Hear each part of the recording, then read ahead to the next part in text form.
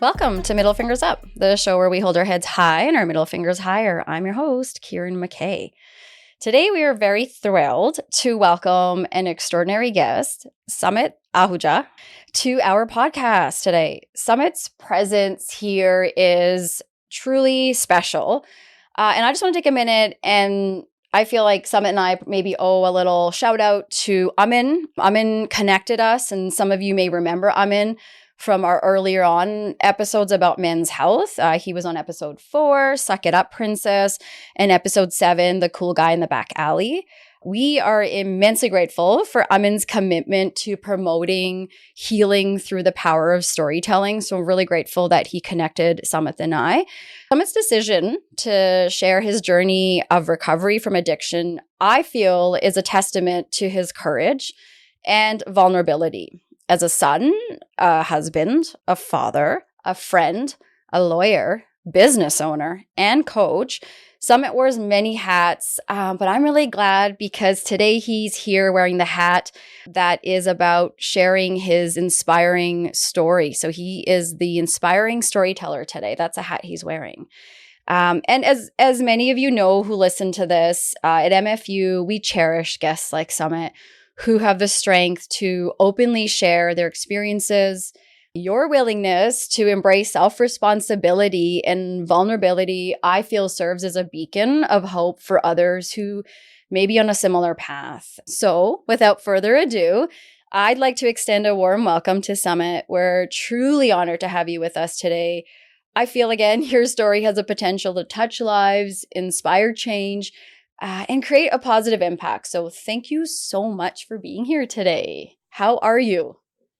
I'm good, Karen. Thanks so much for having me. I appreciate the intro. Yeah, I just thought, we take a minute and thank Amin because this show is a little passion project I started, and I can't do it. There's no just getting up and recording without folks like you that want to be part of this project. And then folks like Amin that keep thinking about us after their time on the show and want to connect others. So because we all know life is tricky, stuff happens, and we are not all unique. We are not all special individuals. We all have a lot of similarities in this world, and it doesn't matter what race we are either. We all hurt, we all experience trauma, we all experience life in different ways, and to have someone like you want to come on and want to talk about what your journey has been like, I think can be really helpful for others out there that are silent sufferers listening in the quiet. When Amin reached out, it's an honor to be here with you. I've listened to some of your other podcasts as well. You've done a great job. And for me, what you said really resonates because I feel just through my journey in recovery, so many of us have the same story, just different facts. Yeah. It's really just that. And so when we can talk about it openly and someone's listening that's struggling, that's silent to lift. And for me, a big part of my work is trying to reduce stigma.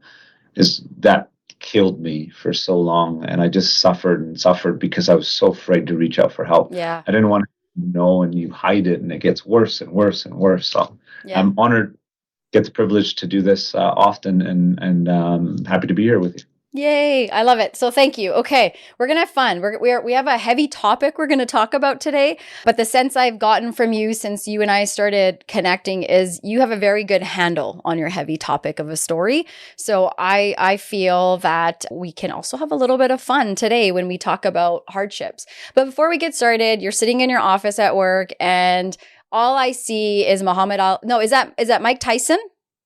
I've got Mike and Muhammad Ali. It is Muhammad Ali, right? Okay, so boxing. Is boxing your thing? Tell us about that. Yeah, huge boxing fan growing up. I'm a huge into the psychology of humans. And so I'm a lawyer by trade, and that's my favorite. I'm a family law litigation lawyer and a mediator. So for me, I try to be in the middle of the two. I found Muhammad Ali to be like the psychological warrior and beautiful defense. Yeah. Mike Tyson's raw offense. I try to be in the middle of the two, if that makes sense. Yeah. What does that look like? What does that middle look like? How do you do it? How would I know if I was sitting in there? I mean, it's not a great situation to have to sit with you, right? Like if I'm in that place, that means there's likely separation, divorce, all that stuff coming through. So what would that look like for me having you in the room, being in the middle? I start anything with looking at what the end game is. Like, what do you want out of this? Yeah. And then we start to build a strategy on how to get there. Yeah. And so sometimes it's effective defense, sometimes it's offense, and sometimes it's both. But it's always strategically planned out so we can get you to the outcome. And I hate wasting people's money. I see people come in and their emotion kills logic, unfortunately. So often I find myself saying, please don't do this. It's just not worth it. Yeah. It's intelligent to look at it this way. So I try. I just love boxing and MMA, and it's fun to watch. So it's nice. I got these as gifts. Aw, yeah. Well. They really stand out. Thank you. Appreciate it. Did you grow up with wrestling? Oh, sorry. Go ahead. Oh, no, go ahead. I grew up with wrestling. I was going to ask you, did you grow up with wrestling too? Yeah, like the balls, the rings, you name it. We all played as kids and then watched all the way through until teenage years. So it was fun. Did you have a favorite wrestler growing up with? I was big Macho Man, Randy Savage. Randy Savage. Yeah. Unreal, Ultimate Warrior hanging up on the ring and all that. So that was fun. Yeah. So that was a big my childhood. Yeah. That's funny. Speaking of Amen, we had mentioned him. That was how I remember so much of our childhood. We grew up on the same block. Like I always joke when we talk about it takes a village. Like literally we had three families sort of growing up together in Richmond. And yeah, the little ring, they had the little ring with the doll. So it was kind of like the man Barbie in many ways watching, right? Yeah, well, yeah, absolutely. Yeah. It was the cool Barbie, the one we could play with. Yeah. Because God forbid you pick up a Ken or a Barbie as a little brown boy, right? Like that's not happening. You're wrestlers, and it was fun. We just role play and enjoy. So good memories. Yeah, it is. Okay, so let's jump into our middle fingers up. So I'm really excited to hear what you want to put your middle fingers up to today. For me, middle fingers up to stigma. And a big part of it for me, it kept me suffering in silence for so long. And I was just so afraid of what people would think of me if they learned that I'm suffering from this like depression, anxiety, significant addiction to cocaine and alcohol. And I was just warped in the mind. Yeah. And secondly, I'd say to you, middle fingers up to anyone who doubts someone who's been through something. Yeah. And assuming that we can't get out of it. And for me, a massive part of this is to show anyone who's struggling, if you do the right things, you can be fucking unstoppable on the other side. Yeah. And it's first step. Once you get through it, you seek the help. We'll walk with you. We will like literally sprint with you to get you to the other side. Yeah. You just got to go for help. And I can't stand it. For so long, I felt paralyzed by that thought that, oh, people are going to think I'm weak if I reach out for help. Yeah. Or someone after the fact. Like I'll never forget. I have a friend of mine called me after treatment just to check in on me and say hi. We had a great conversation. About 15 minutes later, he left me a voicemail. He left it by accident. I heard him talking to his wife over the phone. Sounded like he was in trouble for not coming home the night before. And he said something like, oh, at least I'm not a crackhead like Sumit. I remember thinking to myself, I was like, you fucking asshole. But get it, right? Because you start to think, you're like, oh, that's, he's probably just using me as a basis to get out of trouble. But like that whole ideology or thinking that somehow we're weak because I had a disease that I suffer from, that's what I put my middle fingers up to. Any of your listeners, anyone that's out there, I promise you, once you start to walk and you get through this process and you will come out stronger than fucking ever. Yeah. And we're going to get to that because we're going to learn about the story that's helped you get to that other side and come out stronger. I just want to go back for a second to that phone call.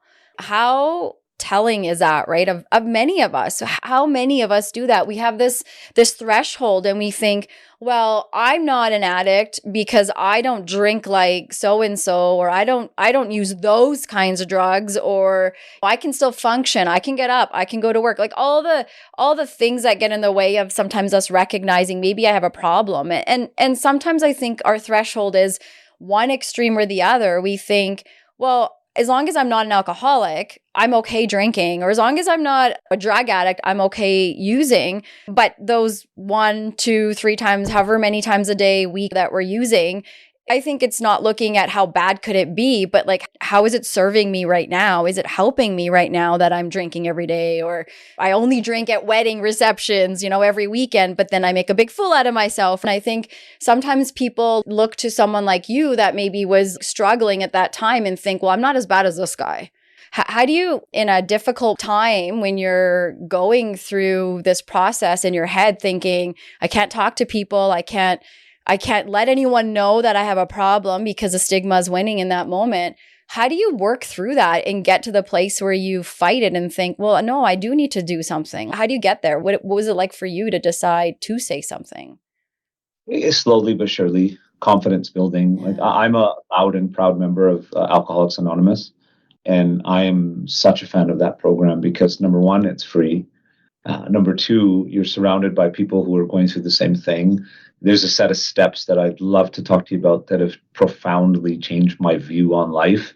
And then it's just maturity over time where you realize that people do things when they're struggling themselves. Yeah. So it's like the code of AA is love and tolerance for all. Yeah. And so you start to see over time that, it's a struggle. I don't take things personally anymore. And I just trade on my lane, if that makes sense. Yeah.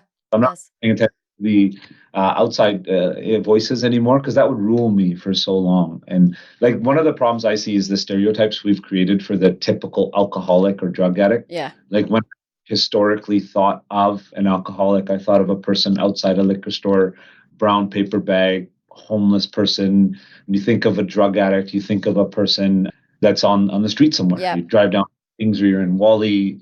That's where most people's minds go. Yeah. You don't go to the guy, like in my heyday as an addiction or an addict in full-blown addiction, I was walking around in a $12,000 watch and $1,000 shoes, driving around in a Mercedes, but just so, right? And you see it because you'll picture someone. And I talk a lot in anything about like this perfect Facebook world or Instagram that we have. So you see even myself, I put up like perfect pictures of myself, my wife, my two children, everybody's happy. You've got fancy stuff in the background. You're on all these trips. Yeah. So externally it looks like, oh, this person's life must be good. Yes. Inside though, and what I've learned even through my employment is people have, they're hiding so much and you're like really living in this like house of cards that just takes one and and that's sort of what happened in my story is that one thing led to another, led to another, led to another, and then just boom, total collapse. Yeah. And I'm actually super thankful for that collapse. Without it, I'd be dead. Yeah. Yeah. Like literally, we're going to get into your story because it's like literally you'd be dead, man. I'd be dead. Like I've been saved. I've got a second, third, fourth chance in life. And this one, I'm not fucking up. Yeah. I think you make such amazing points. And the one that I just want to go back to really quick is it really stands out when you talk about the guy with the watch and the suit and the Mercedes and this like life. And it's this lifestyle that you're living. And we all get so consumed, especially the South Asian community, because that's the only community that I've really known. It was always, I remember keeping up with the next family and everyone's bank accounts were empty or a lot of people's were. But like you said, from the outside, we were throwing the parties, we were driving the cars, we were all living this like lush life or whatever. And somewhere in there, would you not say like, is that, I don't know for you, but for me, such a lonely way to live. Like, and I don't want to bring anyone down. I can only just say for myself when I've been caught up in, but we got to build a house but we got to have this kind of car in the driveway. It just got to a point where it started to feel like, I could never please anyone and everyone. But also like it was just really lonely because when we're fulfilling ourselves with these external things out there, there's nothing of substance from the inside, right? Like there's no internal support of, hey, actually the fact that you paid your way through university, like let's talk about that versus the fact that you think you should be driving an Audi, BMW, whatever. And my worry is like these young people, right? Like the way these young people are coming in and the way that they're finding their meaning is scary. And so for you, did you have people in that circle with you that were also wearing the watches and the suits and the stuff but yet were living the so-called, typical guy outside the liquor store kind of a life? There's a huge problem, my view, of believing in the false prophets, I'll say. And it's not perhaps necessarily any individuals, but I wanted to emulate my life based on what I thought was this, like the definition of success, which meant the nice homes, the nice vehicles, fancy accessories, let's call them. And then just to try to keep up with people, but not knowing, now I know because I've had open conversations and I've had the privilege in life of being able to drop the guard. Like the is, I'll get into it in what we talk to in the steps if we get there. But I feel like I talk for hours and hours and hours. But it was just like, now I've been able to now communicate. And once I find you drop your own guard and you can be vulnerable, the other person's willing to share that with you. But I remember, like, really just, I've had the same set of friends since elementary school and high school. And as I started to get through law school and working through different firms and sort of making my way up in my career, I started to change into different friend circles. And I found a lot of those friend circles, as I look back, were not based on genuine relationships. It was much more on, like, what does this person have? What do I have? And then there's this competition with each other. And it's insatiable. Yeah. Because one person's always trying to one up the other, and there's no actual, like, pure connection. Yeah. Yeah. You know, like when you're in a conversation and you're talking at someone as opposed to talking to someone. Yeah. Yeah. For me, easiest way to describe that relationship and point about sort of this generation. I'm a loud and proud South Asian guy. Yeah. Right. I hate when we're critical against ourselves because I work for everyone within my profession. And I actually see it across the board where there's almost this attempt to create self-worth through external validation. Like we're always seeking validation from the outside as opposed to inside. Yeah. Yeah. And for me, even that, like, I'll never forget, and I tell this story all the time, towards the end of my using, I was gone. I had disappeared for 2.5 days. I had spent an insane amount of money. I remember panicking because my wife was calling me for 2 days. My kids probably wondering where I am. My family's super worried. And on my way home, I went to a Tim Hortons. Yeah. I'm driving around in a $120,000 car, super fancy suit, all that bullshit that doesn't fucking matter. Yeah. I get the Tim Hortons lineup. I order myself a coffee, try to pay through it to debit. I'll never forget. It was like $2.30. Tap my card declines. And I think about that moment so much because what the fuck? Like, I can't buy a coffee, but outside, anybody that's in that parking lot be like, oh, that's a nice car. This guy looks like he's professional, but inside just soulless. You think, and I couldn't. And the lady at the Tim Hortons, I'll never forget, East Indian lady. I was tearing up because I was just worried as a person. And she looked at me and she goes, "Take the coffee, go home." Oh. Like, she could probably tell. And I was like, I remember I've had so many weird. I get goosebumps. I know you're giving me goosebumps right now too. I've had so many moments of just, like, as I look back and I think, like, I'm big part of AA is finding a higher power. I'm not necessarily religious, but I'm much more spiritual, and I'll hopefully get into that with you. Yeah. There's been so many non-coincidences along the way of just people where my higher power is speaking to me saying, I'm going to help you. Yeah. Just get out of your own way, dumbass. Yeah. That's the biggest thing. Yeah. And it was one of those. So, like, I remember just, like, nothing matters when you're broken. Yeah. And all that external stuff. So this younger generation scares me a little bit. I've got 2 kids. I see them sometimes, like, keeping up. Now the generation, in my opinion, is very connected to the internet. Yeah. Yeah. Yeah. And my kids play this game online and like, I can hear them talking to people. Yeah. Where, like, oh, you don't have this package and I have more Robux than you or whatever. I'm like, kidding me? Like, listen, dog, like, you want me to buy you this? Go outside and clean this, and then I'll do it. Like, there's no more gonna give this to you. Because the other part is, even when I was going through my addiction, I would buy the love back. Yes. Does that make sense? Like, I could cycle. I could buy forgiveness with monetary purchases, and that part is just, it's a fake universe where you're just creating, I think, a subculture of automatons and robots where you're almost not being authentic. Yeah. So authenticity to me is everything. Like, I'm me. You don't like me. I get it. Yeah. I hope you do. If you don't, I'm okay with it. That's right. Because I can't please the world. I'm just here to make sure that I can tell you what I'm about. Yeah. I appreciate all of what you said there.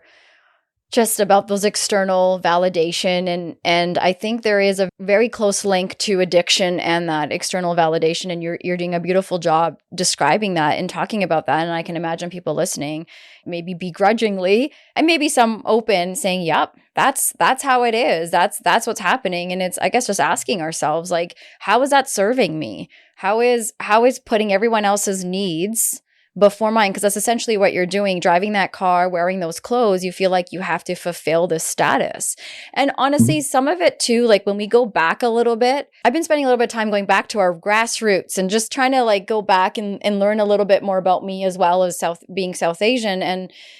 And when you go back and you look at your roots and you think of some of these things, like you also think about many of our families were immigrants coming in and working their asses off to provide for us in a society where they weren't accepted. So they're doing everything they can to work quietly and make this money. And I think somewhere along the line, this feeling of being able to give your kids something that maybe you couldn't have yourself becomes like a factor in all of this. Is, well, yeah, sure, I'll buy you that car. Yes, sure, I'll pay for that, whatever thing it is that you need. And so then it's like you said, you're working with your kids right now to not be in that place. It's, how are you going to fend for yourself? Like Carrie and I, my husband and I always talk, if something happens to us tomorrow, I just want to know these kids can somewhat be self-sufficient. So yes, they're 12 and 9, but they can make themselves food. They know where to go if they need help. They know how to ask and kind of live without us, because that's the way of the world, right? You're laughing. What are you laughing at? Something's coming up? No, my wife laughs at me all the time. I'm so what you just said is exactly like my mindset. To me, the most precious gift you can give someone is your time and your connection. Yeah. So for me, like I do experiments with my kids all the time, and we travel a lot, and I'm a big fan of taking them not to like the resorts in a different country. It's like real life travel. Let's go to like where the non-tourists are. Yes. And so like we just came back from Mexico a little while ago, and my kids and I are walking around the city, and I wanted to do this for some time. My wife's like, "You're insane. Please don't do this." I gave them $5 each. Yeah. And I was like, listen, because there's a bunch, like in different parts of the world, there's like the kids are selling stuff. They're trying to make money to feed themselves and their families and so on. So I gave my kids $5 each. I go, you guys are going to go, and I want to see how much you can get for $5. Go make a deal. Yeah. Go make a friend. Go make a deal. Come back. I want to see. I'm watching them do their thing, walk around. And it's really cool because my young guy comes back with like 3 items. Oh, right. For $5. And so and it was really interesting to like see the difference. So $5, he comes back with 3 items. He had, I think it was like bracelets, a necklace, and he's like super happy. He's like, I got more of that. The big one comes back with one thing, but it was like really meaningful to him. So you get a chance to watch how they're viewing my behavior, using it for themselves, making a deal, and then being able to come back with something of value to them, and then to even break down that conversation. Like that's what I yearned for as a kid, to have that relationship with my parent. But unfortunately, my father passed away when I was 13. And so I want to give these kids what I never got as a kid. Yeah. But without trying to chase it, allowing it to come. Yep. Just through, hopefully, a real connection and relationship. Well, I think what I hear you saying is being present. And you can only be intentionally present in the moment if you're with it. If you have your mental health, if you have your physical health, and those are the things we have to really take care of, so that you're right, for our kids, we can, because these opportunities just sort of show up. When you stop and you look back, there's opportunities all day long. My husband are always, sometimes these guys get to us and we're like, oh, I just want to yell at you right now. And then we're like, wait, we're their teachers. Like we're only here to teach them. We can't, like you said earlier, we just can't take it personal that I'm such a cringe mom is my constant reminder. And you go from being so cool and so important to these kids to all of a sudden this place where they're like, I need my independence. So, I think you figure these things out as you go, but it is so important to know where we come from, I find. Because that's what I hear you saying is the things that you maybe really valued as a kid, or the things that you wish you had valued or you had received, and no hard feelings to any of our family members or what, because everyone does the best they can to raise us. But those things we start picking up on when we're paying attention to ourselves, right? When we build that self-awareness, we're like, okay, I want to do this different. Amin and I always say that whole saying that you hear people in our generation and maybe a little bit older saying, but I turned out fine. And so Amit and I are always like, but don't you want to turn out better? Like, yeah, we turned out fine, but I want my kids to just turn out fine. I want it to be better. Like, and in order to do better, you got to be better. So I think I just going back to our MFU, because this is why I knew if we're going to get into conversation, and I love it. But what's interesting is my husband noticed in the last little while when I've been recording, I've been putting my middle fingers up aside and just joining my guests because like you, they share something really meaningful. I'm like, yeah.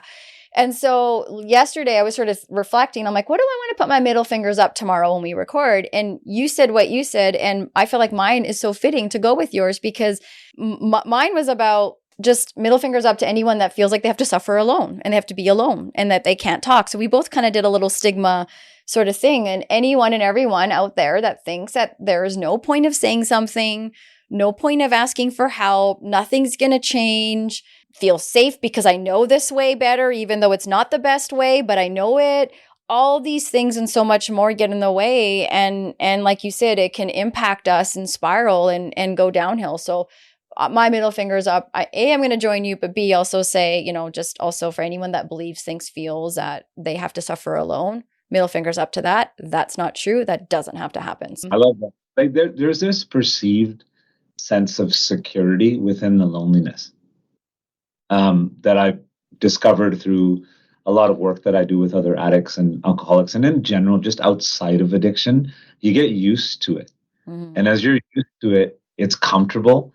And then it's uncomfortable to get out of that state. Yeah. And that seems to be a basis for why so many people don't reach out for help, at least. And look, I'm not a medical professional. Yeah. I can just tell you from lived experience and then just conversation with other people. Like I'm out there trying extremely hard to I'm a curious human being, you know what I mean? And I want to know what makes people tick. And I especially, like we started in 2018 an organization called Live Big. Live Big. Yes. Okay. So livebigsociety.org. Anyone that's out there, please take a look. 100% of any money we raise goes straight to send people to treatment, counseling, not just the individual, to family members of the individual. Will help you in any which way possible. And we're 100% not profit. And so far, we've been able to send over 100 people to treatment since 2018.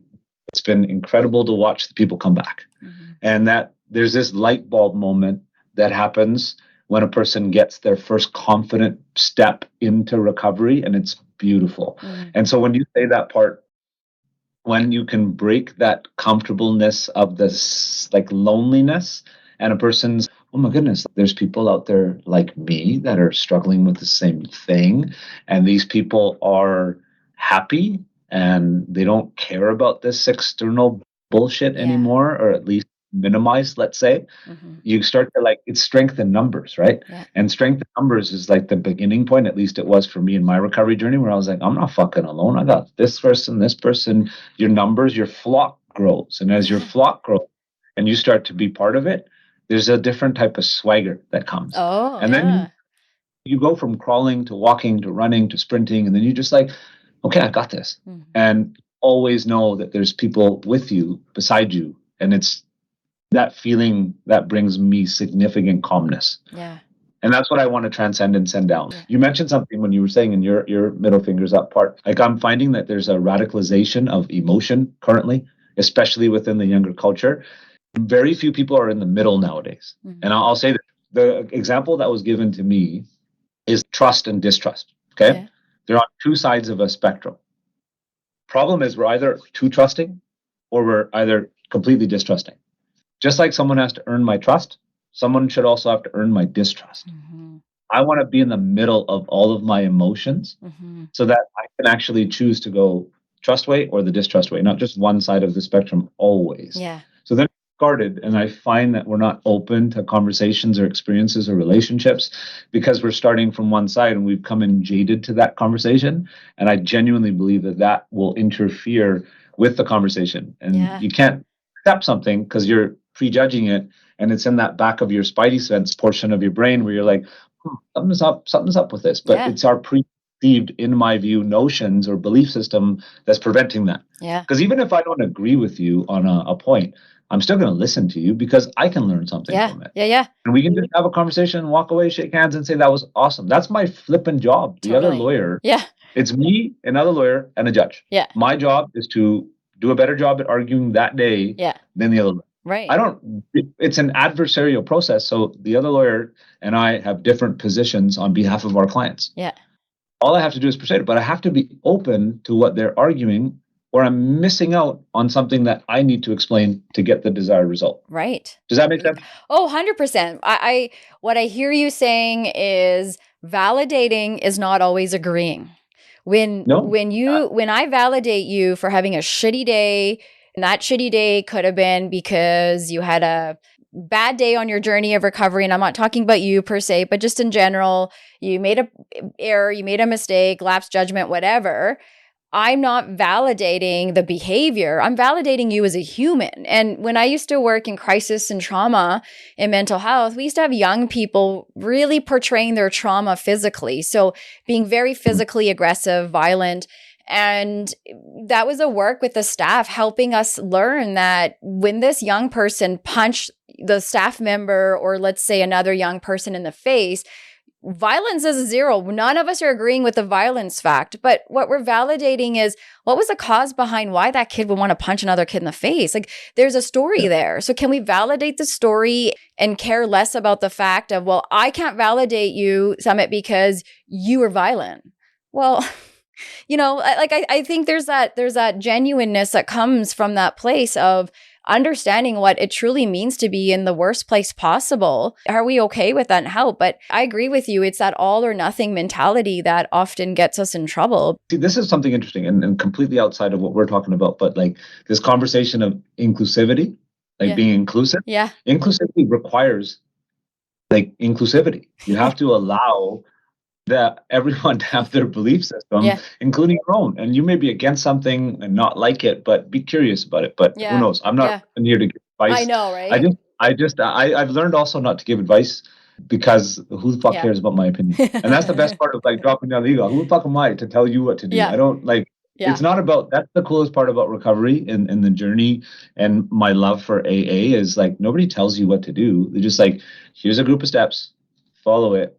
And if you keep doing this, your life will get better. Yeah. Simple. And that's really been my experience. And then the same thing I tell people, I'm not giving anyone advice, except in my job, because that's my fucking job. Yeah. But the sort of personal side of it, it's just hey, I can tell you what happened to me and what I did to get to a place I feel better. But I've learned not to judge anyone anymore. Yeah.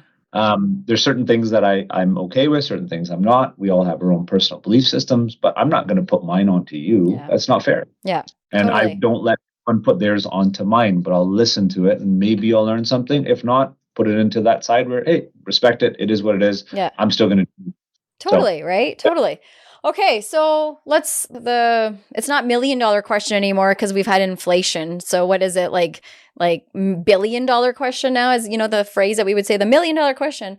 Okay, so I want to move to hearing about your journey with addiction. So can you tell us a story of what I was saying to you earlier before we started recording?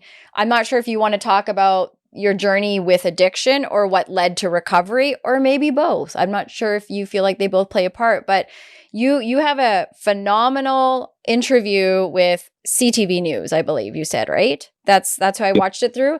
This is the clip that my cousin sent me, and I literally watched it jaw open, was like, who is this man? I need to talk to this man. So can you tell us about the journey with addiction and what led to seek recovery? So I grew up, my parents immigrated to Canada. I was born in 1983, so I'm turning 40 this year. Oh, yay! It's happening. I saw things as a kid. I try not to talk too much about my childhood because I've learned through recovery not to tell someone else's story, but I've seen alcoholism in my childhood. Yeah. I've seen family violence in my childhood, and I've seen a lot of things that I don't think children should see, or at least if they see it, someone should help them break it down. Yes. Good student, had friends, normal, at least from the outward perspective, a normal childhood.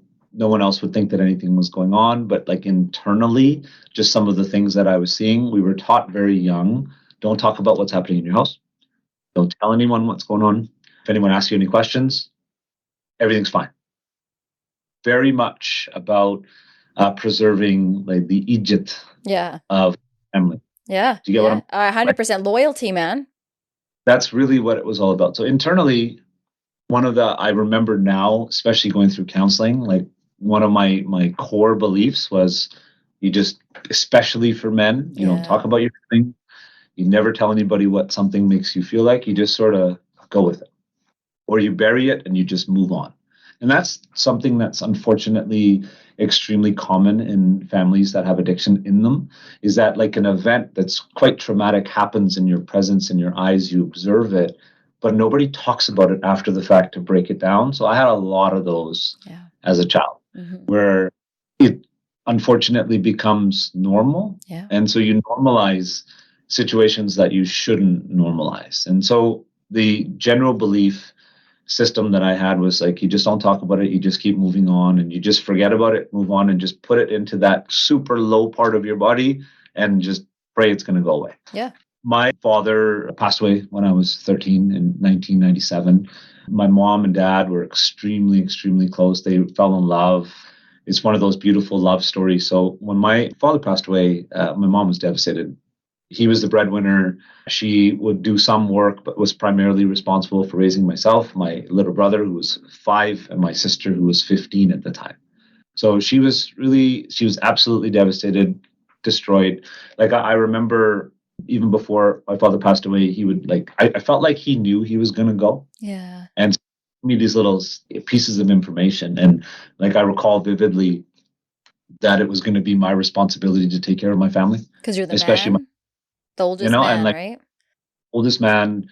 And when he passed away, I'll never forget this. I went to school the morning he passed away. One of my uncles came to pick me up. I didn't know he had passed yet. Principal comes, knocks on the door. I had this sinking feeling in my stomach, like, oh, this is happening.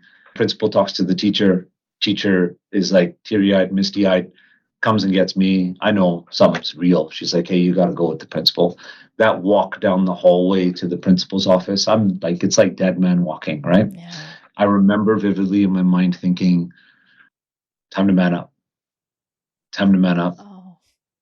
I got to take care of my family. Sorry, I get a little emotional. I know, it's okay, because I am too. So this is a safe space, man. That's my job, to hold it for you. So go for it. I remember like thinking about, and that's like my brother's getting married in September, and like I have so many emotions are coming to me. I decided that hallway, 13 years old, I'm going to dedicate my life to my family and my mom, my brother, my sister, my aunt. They're my responsibility now. So like I think I shut off my childhood that moment. You get to the hospital, my father passed away, and like my mom and I and our whole dynamic in our house changed, where like a child now grows up too quickly. Like I'll never forget when in his funeral, I had to push the button to his body. And like those are not things that I would hope my wife would do to my children at this stage, but I get it because it's a cultural component of it. And I just remember being broken, but never being able to talk about it. So that one of the first times I ever consumed alcohol when I was 13.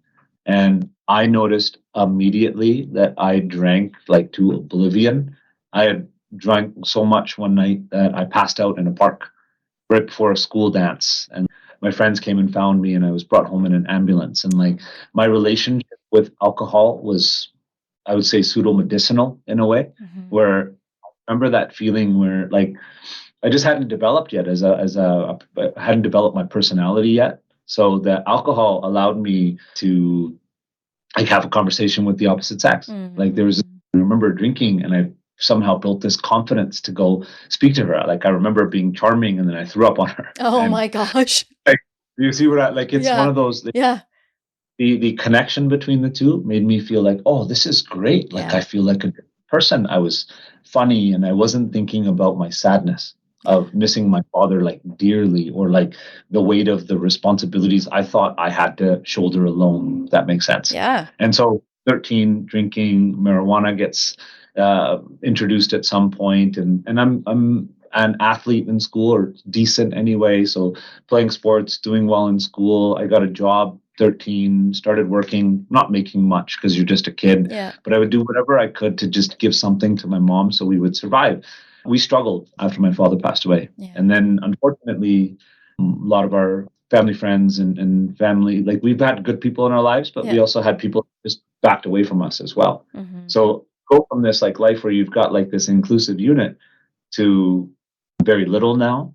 And I'm watching my mom go through this. I'm watching my brother, like he's just a kid. He doesn't know what to do. I'm watching my sister, and we just created roles within the house as opposed to like a unit. And so just drinking and smoking weed and really just trying to survive. And I had good friends and so on. And so I kind of made my way through high school. Same thing, would stop drinking and would drink. And it wasn't problematic at this stage, and at least in my mind. Right. Can I ask, did anyone other than your friends, like, did your siblings know you were drinking? Did your mom know? Like, anyone in your household know that this was happening? The younger days, no one knew. It was just sporadic, and when we were able to sleep over at a friend's house, so no one really knew what was. And it was also part of that like sort of family dynamic where everyone's really busy trying to survive, that it's very easy to hide in the shadows, if that makes sense. Yeah, busy with the wrong stuff. We do it. Yeah. It happens. And then I graduated high school. Things were all normal. I was decently smart, graduated early, went to BCIT, took the electrical and computer engineering program. I didn't like it. Then my dream was always to go to law school. I wanted to be since I was a kid. And I just wanted to get to work so I could take care of my family. So went through that program. I didn't like it. Went back to school, just continuing to drink on weekends and so on, but finding myself like the increase in alcohol and was starting to get more and more, and my tolerance was getting more and more. And throughout it, like the connection to it is continuing to grow, where like it becomes when I'm drinking, I'm able to push the thoughts and feelings down. And I had a significant like inferiority complex from childhood onwards, because when you have a deceased parent, the other parent, not only are they dealing with their own trauma, but she was busy trying to take care of the family.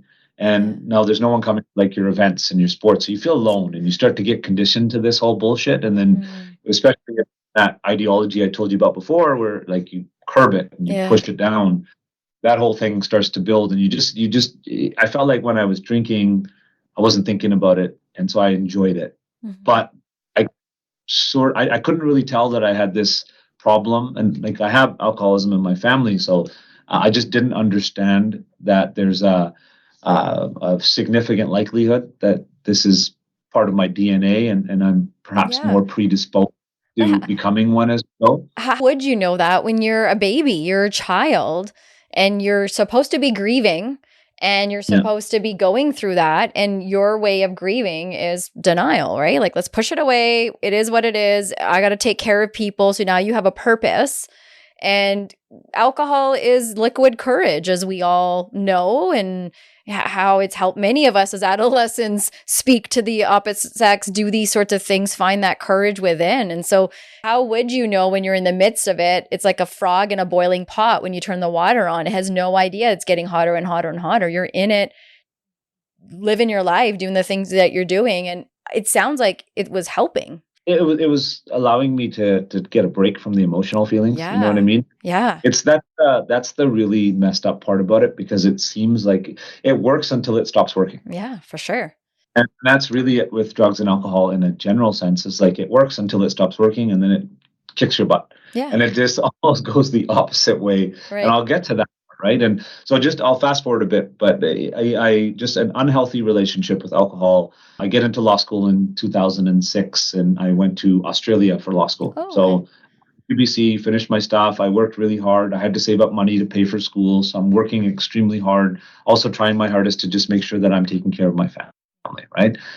2006, I leave for Australia, go to school. I meet my best friend and brother in the world. His name is Sunil. Same name as my father, on a side note, which is incredible.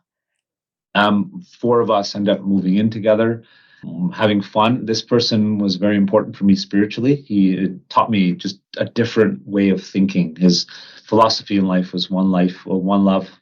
It was just beautiful, like very Bob Marley-esque, this gentleman. And he really helped me sort of view things differently. And unfortunately, in 2007, he passed away. He passed away in a motorcycle accident while we were there, and I held his body in my hands. Oh, my God. Remember vividly, it destroyed my soul. And from that moment on, alcohol was like, because I had learned historically that that was like the medicinal way to deal with things. Like my unhealthy, at least to my recollection, relationship with alcohol started then.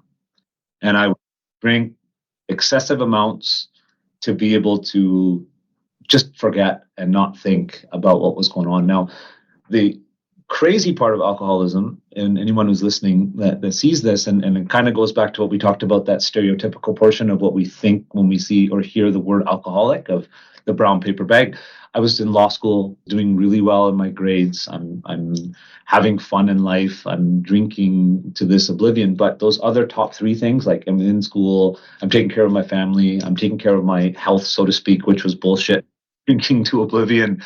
Those three things make you think you're not an alcoholic. Yes. Or at least that happened to me. Yeah. And even as I sort of progressed through my story, because there's positive attributes happening in your life, and I don't have the brown paper bag yet, I couldn't identify myself as having a problem, even though I started to discover that, oh my goodness, I drink a lot.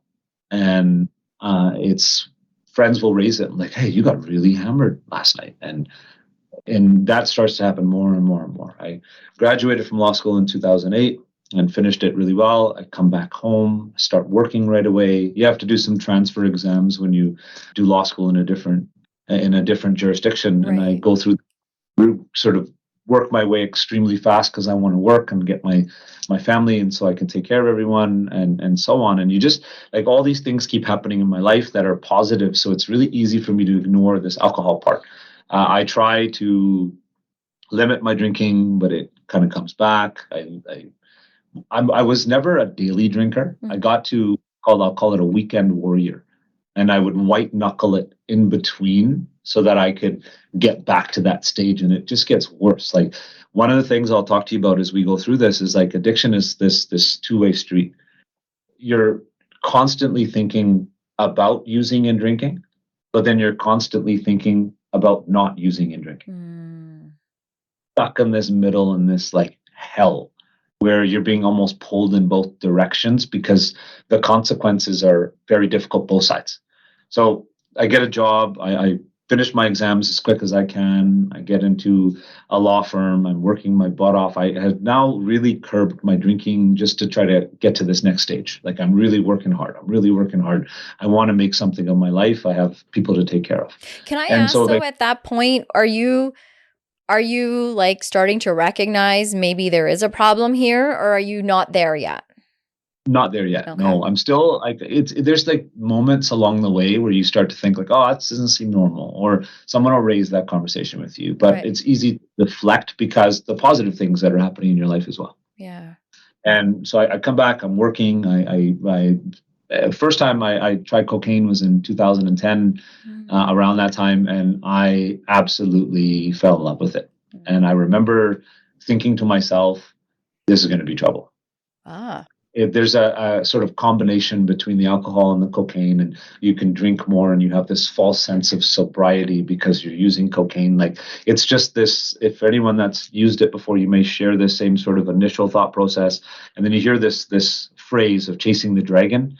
And it's very common in usages of substances where, like, you're always chasing that feeling you had at that initial first time that you did it. Like, you hear that with heroin, that first high. I would say that it's likely, in my experience, to like any drug that you use. Yeah. You're chasing that first euphoric feeling that you have now with this introduction of a substance into your body. And right. I remember being afraid of it, and like, it would happen intermittently and sporadic. You don't have much money, so it's really hard to buy. Because it's very expensive. Very expensive. Yeah. And so on. And then 2010, I got married. My high school sweetheart. I love this woman. She's my best friend in the world, and I just wanted to sort of make my family proud, and so I'm working away. I move up quickly from where I first started. I got where I was working. I saw the gentleman in court. We hit it off. He offered me a job, and my career like skyrockets, like extremely quickly, to a place where I've become this. My career trajectory has gone extremely quick because I work very, very, very hard. So as I'm working, I'm drinking, I'm starting to, like, my ego is developing like unreal. I'm now, yeah, I've done it, and it's very easy within that sort of construct of a person's ego, at least in my story, to almost ignore the negatives that are happening in life. And like there's a common phrase that I hear talking to other people in recovery is when a partner or a friend or someone raises it as like, hey, you're drinking or you're doing something that's perhaps not the healthiest. Like, you don't know what it's like for me. Yes. I'm working to do this, and like if you were living my life you would know this, and it's just this major deflection. Well, it's like you're owed this, you're owed it back, right? It's like, well, I did the, it's like I worked out hard, therefore I can go eat 10 chocolate bars. So you're working your ass off, you're making money, you're doing the things that you set out to do through that hallway at 13, right? Yeah. You're doing that, it's payback. So it makes sense again why you're like, yeah, man, I also deserve rewards. Instant gratification, give it to me. You said something to me about the word party, right? And that word pissed me off like nobody's business, because like, fine, maybe it started as a party, but like at the end of my drinking and using, it was me in a hotel room running from the couch to the peephole on the door, paranoid, over the top insane, to this place where you're like, that's not a fucking party. Where is everyone? Where's the party? Where are the people?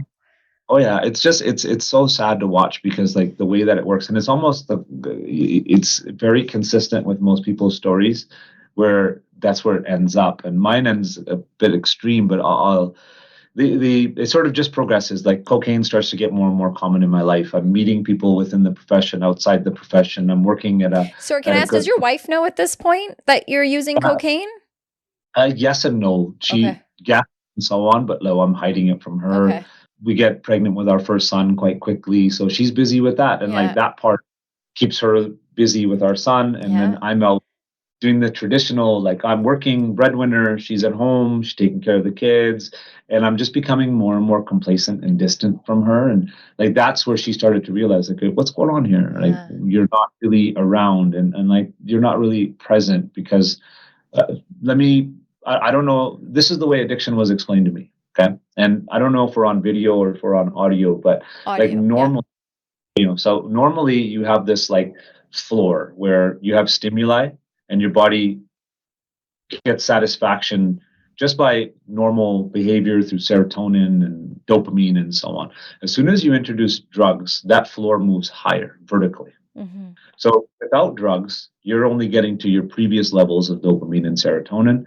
So now you need the drugs to get to this new level that you've created. When you're not using or drinking, you're stuck in depression, anxiety, and distance. And that's that two-way thing that I was telling you about before, is that I'm in the middle of thinking about not using and drinking and thinking about using and drinking, and I'm completely stuck. The further I fall down this wormhole, and the false prophets that we talk about, who I think are like, oh, I need to be like these people, the further I'm getting away from myself. Now, I already had no fucking clue who I was. I had created an identity of just like bulwark, go forward, get it done. So I have no clue what I am, who I am. And that's a scary place to be, because then I started to like who I was when I was drunk or high. Yeah. Because that's the only time where I had that false sense of confidence. Mm-hmm. And hey, this is me. This is who I am. Mm-hmm. Kind of get used to that human being that's higher. And then you try to do that when you're sober, but you can't, because you don't have that substance that gave you that confidence, let's say. Right. But it's getting there. And in 2014, I'm asked to join like a really big firm. They've taken me from the small place. We move over to that one. My career is like skyrocketing. I'm kicking butt in courtrooms. I'm doing well for myself. Money's coming in, and like financially and outside that perfect Facebook life. I've got the fancy vehicles. I'm wearing the fancy suits. I'm working at the right places. So it looks like, hey, this guy's doing well. Mm-hmm. Feed into that ego part. And that's another part of the drugs and alcohol that, for me at least, it fed right into that. You get to this place where it just kept getting worse and worse, and then the consequences happen, because my drinking has gotten significantly more. My cocaine use has gotten significantly more. My wife has now learned about what's going on, because like I'm becoming much more obvious, and she's extremely concerned for my health, and I'm disappearing for days at a time, because like you're afraid to go home because you're high and so on. And I'm like hanging out with like my friend circle starts to significantly change, and consequences start. And I remember getting in trouble at work, and my work was such a big part of my identity I had been put on like a partnership track at a very young age at this big place. So like my life would have been set where I could have got into this thing extremely young. And I remember the day that they had met about me to bring me in, I go out that night and slept in and missed a court appearance. I lost it like this.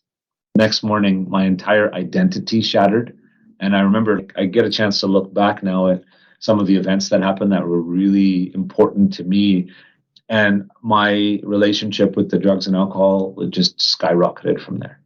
And it was started to get more and more use that I was literally like overworking to try to rebuild my reputation.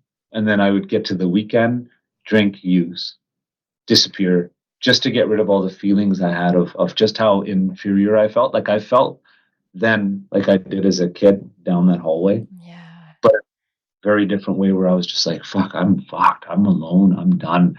And it just started to get worse and worse. And the way that it had rewired my brain, I was just getting more and more depressed and just to the point where I couldn't function almost without it because I'd created such a dependency. Yeah. So I'd through the weekend, drink, use, be ready for work my butt off just to try to show people that I was still worthy. And by then my confidence is going down and I'm upset with myself because I'm doing things that I'm saying I won't. My wife, I'm making her all these promises that I won't. I'm trying to quit. I'm trying to do anything possible. I'm switching from hard liquor to wine and beer.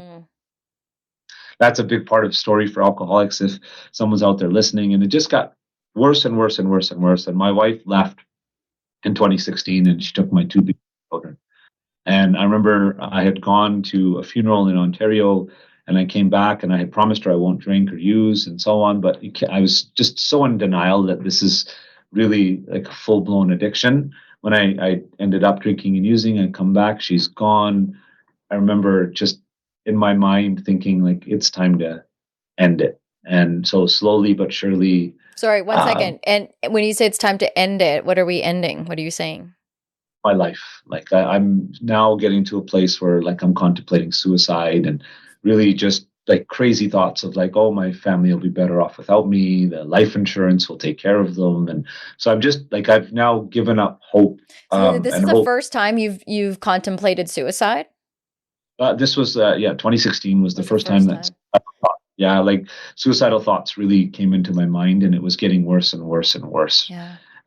My wife and I continue talking, and she comes back a little bit in 27 or the end of 2016. This incident of her leaving again when I come back from the funeral was actually 2017, and when she comes back and I come home and there's no one there, I'm just like, it's over for me. Like my life had hit complete rock bottom. I remember just white knuckling it through until about February or so, the end of February. And I was just so beyond depressed, but hiding from everyone else. So I'm expending all of my energy to pretend that I'm okay. Yeah. And expending all of my energy just to get through that week so I could get back to the drugs and alcohol on the weekend. Now, my usage is getting worse and worse. I simply am just destroyed inside, and just the thought of suicide is getting bigger and bigger. My wife and I had talked about the possibility of getting back together. I remember in February, she's like, we're done. I want to get lawyers involved and all this sort of stuff. And I just remember thinking like, it's it. Yeah. I checked myself into a hotel room at the end of February and I drank myself to oblivion, and I used as much cocaine as I could to try to, like I was trying to make my heart stop. So that was your suicidal plan that weekend was I'm going to die. I'm going to overdose is what I had decided. And so you get to this place, and that's, if anyone that's listening to you has been anywhere near where I've been, like there's this conversation in the mind about the pros and cons of killing yourself. And eventually over time, especially with the insanity that an addiction can cause, the pros significantly start to outweigh, and it's usually a slow progress to that ultimate decision. And so my plan didn't work. Okay. And end of February into March the 2nd, and I'm just destroyed as a human. And I'm like, why won't I die? Like I'm using so much cocaine. I laugh at this because it's just ludicrous. And it just, you think about like how insane it is. And I remember being in a hotel room in downtown Vancouver, And I kept looking from my bed to the balcony. And out of nowhere, the idea popped, okay, the drugs, you're not overdosing, so go jump off the balcony. And I still did, like, I remember that, like, thought process. Yeah. So I go outside, and it's like a slow progress to get to this. And I end up climbing over the balcony, and then I come back over. And I did this maybe 3 times. And then this time I go over to the balcony, and I'm hanging off, and out of nowhere, like those non-coincidences, my 2 children, my 2 sons' images popped into my mind. And I had a moment of clarity within the insanity, and something said, just go sit down, come back over. And I come back over, and I sat down on the air conditioner. There's like a box unit on the outside of the hotel room on the balcony. And within like 30 seconds while I was sitting there, a security guard broke the door down of the hotel. My brother-in-law and my best friend came in and saved my life. I have no idea how they found me. I learned later through credit card statements. They were looking for you. I was gone for like 3 days at this point. If they hadn't come, I'd be dead. And why do you think they did come? Why do you think they came? Because it sounds like this has been going on. So why do you think they came that weekend? I don't know. Like, we've talked about it since, and like, I've had really good people in my life that haven't given up on me. Yeah. And like, I've always considered myself a person who loves others, and like, I've tried my hardest to be there for them. And like, I remember my brother-in-law and my friend, they put their arms around me, and I just broke down into tears.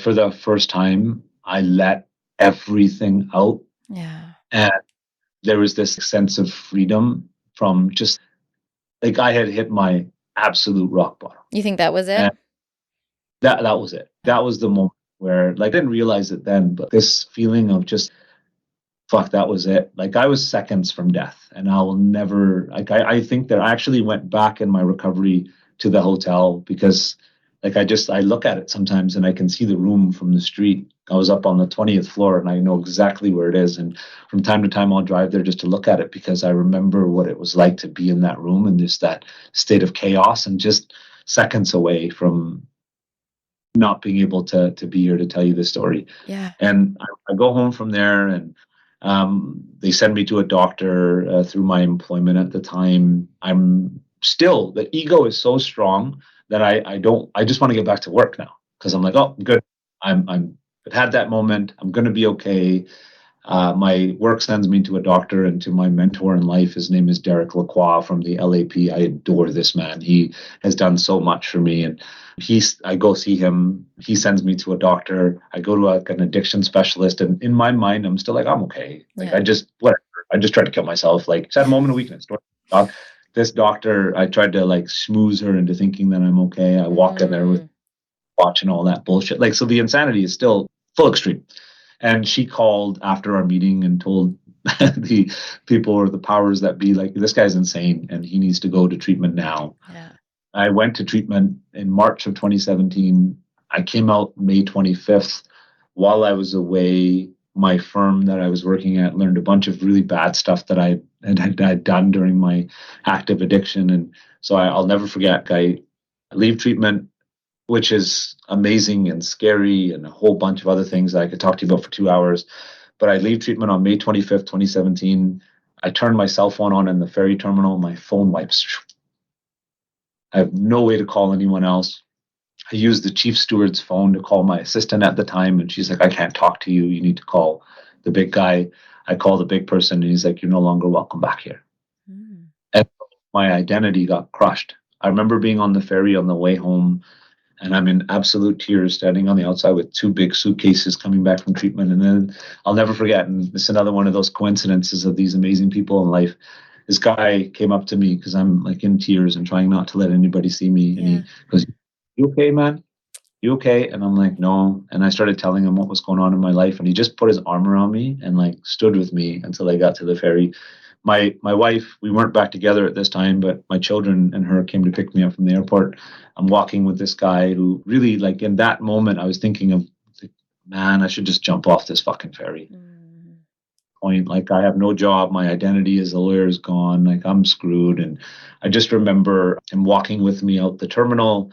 And then I saw my kids and I ran to them and he disappeared. If you're listening, bro, I don't know who you are. You Oh, saved my life at that moment. And so I've I've been in recovery since March 2nd, 2017 to now. I'm 6.5 years, turning 7 years next year. And I've immersed myself into the program of recovery where I've met so many phenomenal people, and like they've helped me learn to first like myself, to love myself, and to be in a place where I accept myself. And through that, I've done the steps of recovery. I have the privilege of being a sponsor to a crap load of people. And you see that change happen in people's lives. And then along the way, I've really just started to like learn who I am as a human.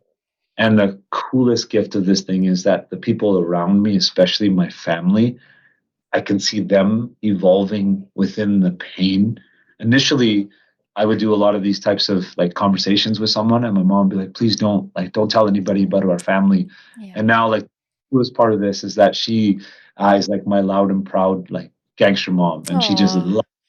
and then she's now helping people, my sister, my brother, my family, my wife. Like, my wife thankfully has reconciled with me, and I get to be a father every day. And I'm perhaps one of the luckiest people in the world, but I've learned just who I am, my predispositions in life, all of the trauma. I'm in counseling even now. I'll never stop because I've really learned to break down these sorts of things. But that addiction piece for me absolutely destroyed me and took my soul. Yeah. And I'm one of the lucky survivors that's standing that gets a second chance at life.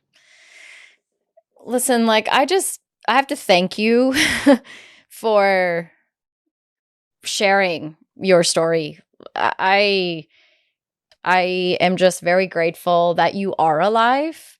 I'm very grateful that you are alive today to tell us this story, because somebody up there, somebody somewhere clearly wanted you alive. And some of it is not even someone above us. It's like your loved ones. You don't need 100 loved ones. You need a couple of really strong ones in your corner, and sometimes just even one. And it sounds like that night in that hotel, you had two people that were not giving up on you. And sometimes we need those people when we do give up on ourselves. And it's not very often, but when it happens, you need to have those people around you, and to have even the Tim Hortons auntie giving you that coffee. Shout out to Tim Hortons auntie. Right? She just keeps popping up to me, because the way that she just said go home to you was, there's so much meaning behind that. And I want to ask you, when you share this story, first of all, I would imagine you've shared this story numerous times.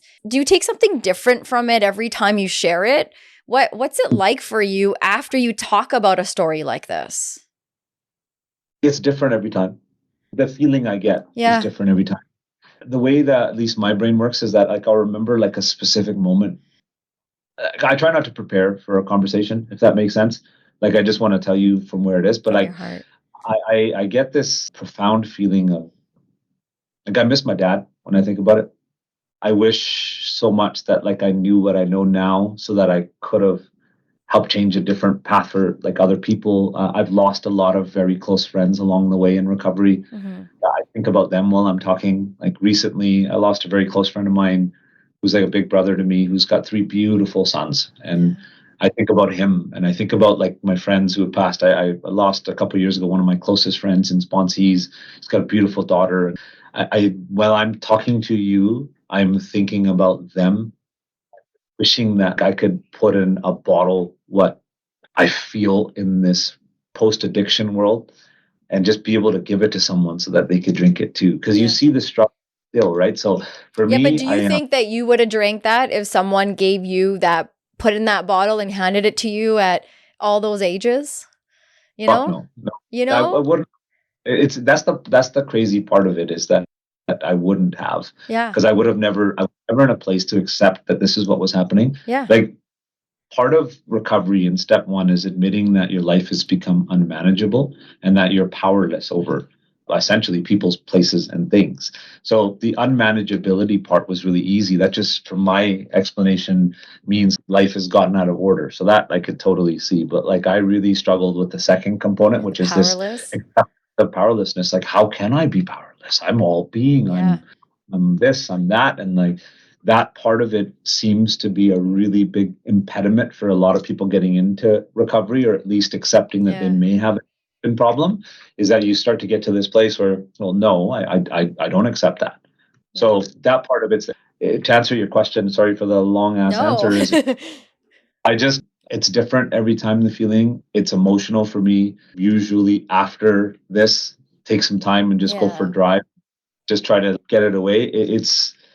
There's a really nice feeling after a certain amount of time, because like I'm hopeful that someone hears this and is like, man, there's someone else out there that struggled like I have. Yeah. And if anybody out there, and I say this, please, like, my email is on the website for Live Big. We will put Live Big up. I'm going to get you to drop that again at the end, and I will have the link up when I post your episode as well. And I will speak to that as well, because I think that's important as well. Can I ask you though, like, do you ever go back and talk to 13-year-old you that walked through that hallway? Like, do you ever go back and walk with yourself as a grown man with the 13-year-old boy? And you can tell me if you don't want to go there, but I'm very curious about what kind of conversations you've gone back and had with 13-year-old you. So absolutely. It took a while to get there, and it's evolved over time. And part of my recovery is a conscious contact with my higher power. My higher power, I don't really name. It's not really the form of a deity. It's more of a spiritual nature. So like, I will talk out loud. And my wife, like, it's funny, I wake up really early in the morning. I get up at about 3:45, go to the gym at 5. Like, my life is very regimented. Yeah. And so like, I could hear in the morning, my wife's like, just shut the fuck up. Like, stuff. And so I when I'm speaking to my higher power, I'm also speaking to the fragility of what I was at that age. And I'm also speaking to that 13-year-old kid through my brother and through my kids. Yeah. And I get a chance to, like, through counseling very much. And I love the counselors that I've met, to be able to go back and I can vividly see that kid walking down the hallway. I can see the lockers on the left and right hand side. I can see my getting into the back of the car with my uncle, who took me to the hospital to see my dad. And I can picture myself holding his hand. Aww. And that, when that happened, that's when I felt this like holistic feeling of healing, where I was like, all right, we're going to be okay. And that, if anyone who's been through something knows, if you can try to get back to that person, that's where the healing starts. And once that healed, I think it's a lifelong journey of healing. You don't heal it all at once, because it'll show up at different parts of your life.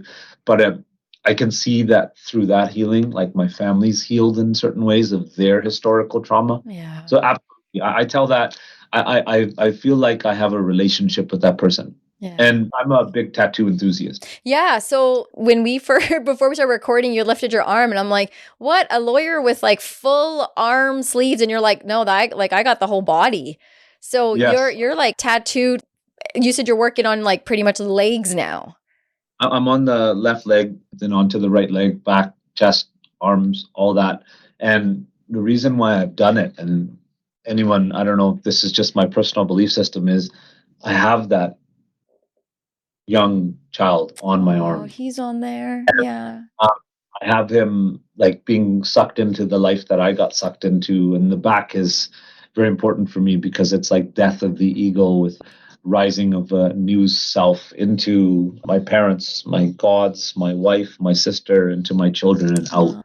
For me, that's why I got some of the specific pieces, is that when I look down at my arm, I see that young guy who was just a kid. Just a kid. You know what I mean? So brave, so courageous. Like, what 13-year-old boy should have to think about how is he going to take care of his family? You know, like you said you hadn't even found your identity. Like, it's 13, 14 where we biologically start to question, who am I? And do I believe in the things my parents do and all that stuff? And you're just about to get there. And all of a sudden it's decided for you that, this is what your life is. And it's decided in the ways that it has. No one told you that, but that's what you felt. That's what you took from your last few conversations. It sounds like with your dad as well, that you're the man of the house.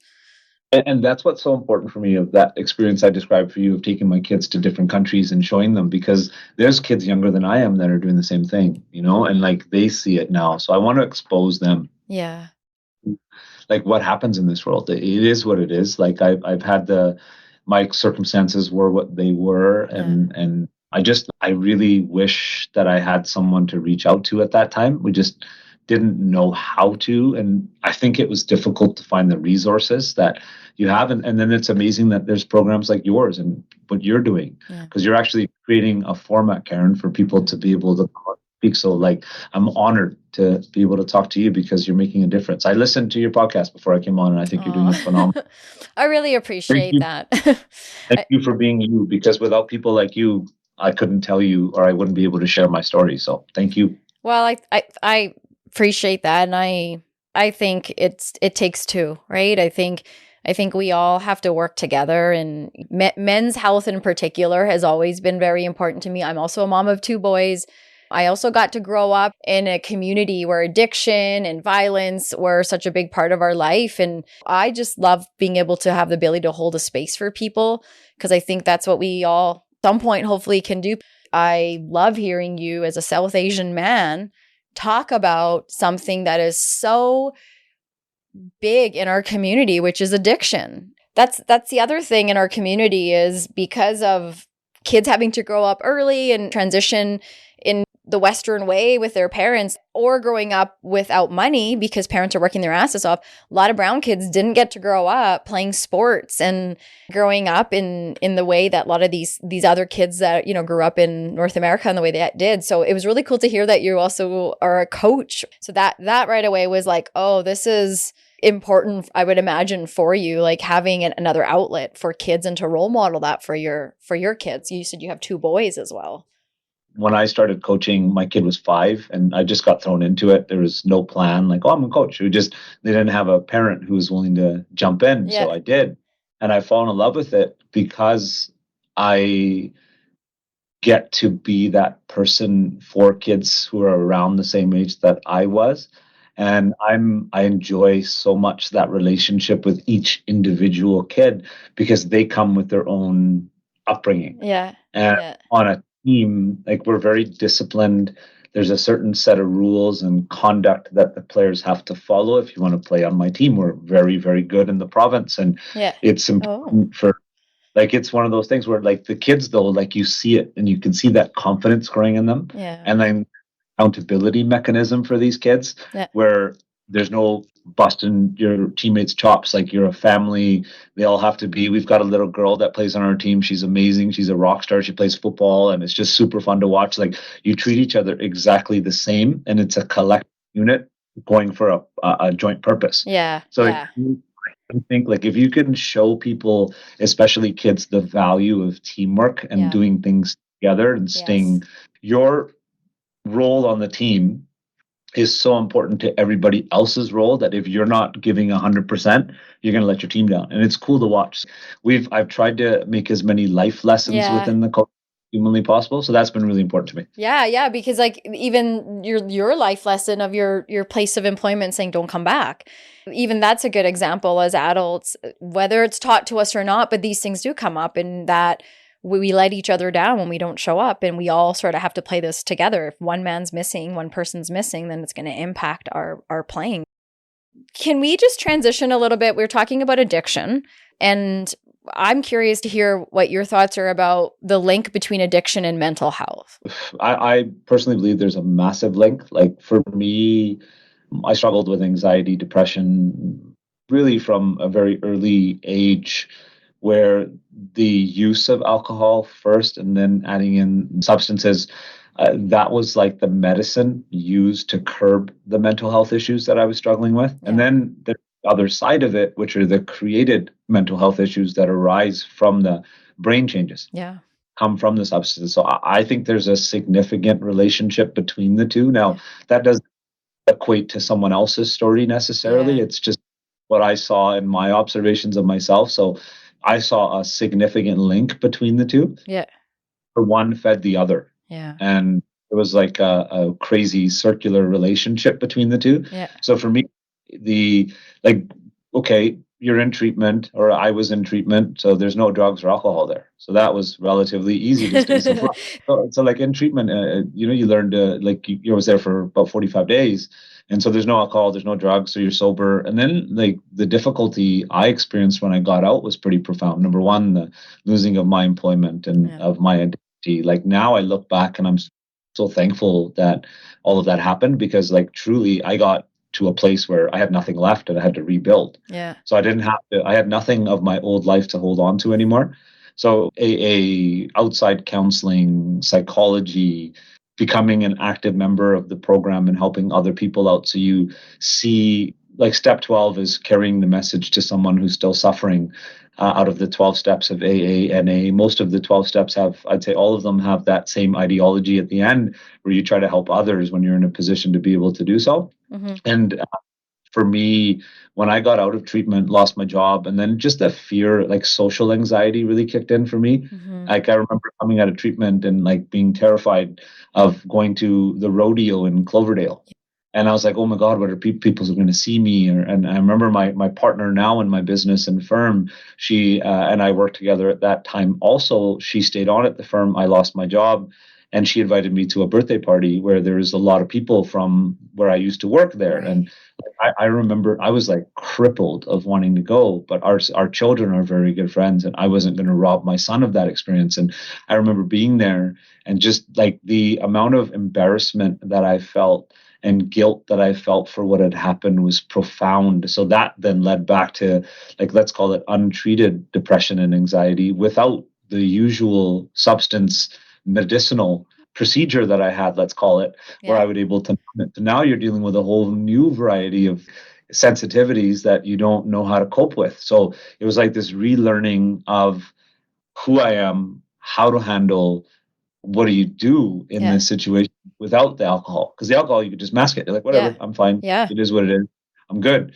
And so that relearning process and like I would say the sober dealing with mental health is another sort of path that I think people should concentrate on. And like for me, it was just so many people that I've been privileged to meet, some unfortunately that weren't with us anymore, that really truly taught me how to be who I am. Mm-hmm. So there's a significant correlation in my view. I think it's different in everybody's circumstance.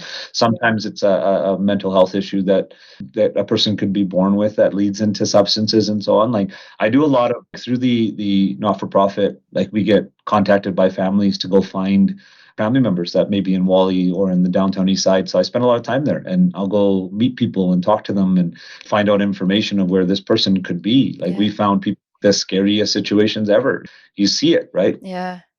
You get a chance to, and there's a significant link that has to, I think, requires outside help, and not necessarily like go from the substance to like a medicine, but like I'm not a medical professional, but I'm a personal believer that there's a way out to do it, but it just takes a little bit longer time wise, and just a bit more of personal commitment. Yeah. So do you miss cocaine? Do you miss alcohol ever? I can't say I miss it. Yeah. Because okay, I'll give you an example. I was out this weekend with my friends for a 40th birthday party. Right. And everyone's drinking. Yeah. And they're all like having fun. Yeah. I miss the experience of that funness, like where that letting go kind of thing that happens. Perhaps like you see like the there's like a celebration, and like so there was a part of me even this weekend on Saturday where I was, I miss that experience of it, and like having a shot with my friend or something like that. Like that whole process. Yeah. But then a couple hours later, I see the over like drinking, not all of them, but like you see the way a person gets to, and then I think about, oh my goodness, like I don't miss that. Yeah. I see people use substances and so on in my recovery world, and I've seen it, and I play the tape forward, and I remember where I was, and I know that I'm an alcoholic and drug addict. I'm just in recovery, and I'll always be in recovery. So I have full acceptance of what I am. Yeah. So I tell myself now that I've retired from drinking and drug use. So it's easier for me to do that. And I can say, like, I don't, there's certain things that I miss. Sometimes I think about it and like, oh, maybe when my kids get married, I'll have a drink with them. And like that thought will come up, and it's not for me. And I find so much strength in the people that I'm helping. Like, I get the privilege of helping get sober now. Yeah. And I don't like, I will never drink alcohol again. Yeah. I'll drink cocaine again. It's reconciled. It's like it's in my head. Yeah. It's done for me. I love my life now way more. You have more to lose. I have, you know what it is? I have myself to lose this time. And I don't care about the external bullshit. Like, I like who I am because I'm kind. I'm generous. I love my family, and I know I'm loved by the people that I love. Mm-hmm. And there's a freedom in there. I feel a profound sense of freedom and accomplishment in what I've been through. Yeah. And that part of me is like who I am as a person. Like, I remember those days of struggling, of not wanting to leave the house. I remember the days of not working. I remember the days of like just the financial tightness, not being able to do what I love, which is this. And like today I own a firm, and it's progressively increasing. We've expanded like significantly. Like, I don't necessarily care about that, but like I'm most proud because, you know, I got myself in a lot of trouble while I was in addiction. Yeah. Suspended from practice for 7 months in 2021 going into 2022. I feared that like my professional life would suffer as a result of this, but I get to use my experiences to help my clients now in a very different way. And in a room, I'm just talking, especially even in court, I'm just talking to you like I get a chance to explain things from a perspective of understanding and lived experience. Yeah. And that lived experience, I think, is something that's really difficult to ignore, because I explain it to someone from the context of walking through the same thing that my clients have walked through. And I don't want to, I take it as an honor to be hired by someone to help. I tell my clients right when they walk in my entire story. So before they pay me any money or hire me, I want you to know who I am, because if you trust me, I will trust you, and we'll get through this. So no, I miss certain aspects, but no, I don't. But it sounds like you've also, like, what I'm hearing you say is like the word connection keeps coming up, is that you found connection and the meaning behind it through being a human and through other humans. And again, that internal sense of safety and love that we wake up one day and realize at some point in our life, shit, I'm missing this. And what do I do about it? And for many people, the story is they don't know what to do about it or don't think they can. And again, to hear someone like you come out from the other side saying, listen, I'm still working on this. However, here is how it's possible. And I think, you know, that was a silly question in some ways, but I'm curious. Yeah. Like, you know, would you, but it's like when you think of retirement, right? It's like so for some people that retire, it's like a part of your life, and maybe you miss elements of the job, but for many, hopefully it's, I don't want to go back and work. I want to go do the traveling and whatever things. And again, it's if you're set up well, because you also talk to people that have retired that quickly go back to work or lose sight of lots, because I can really connect with you too. Like for years and years and years, my job was also my identity too. It was like all I was. And I try not to look back, and I try not to look ahead. I'm honestly living day by day, present.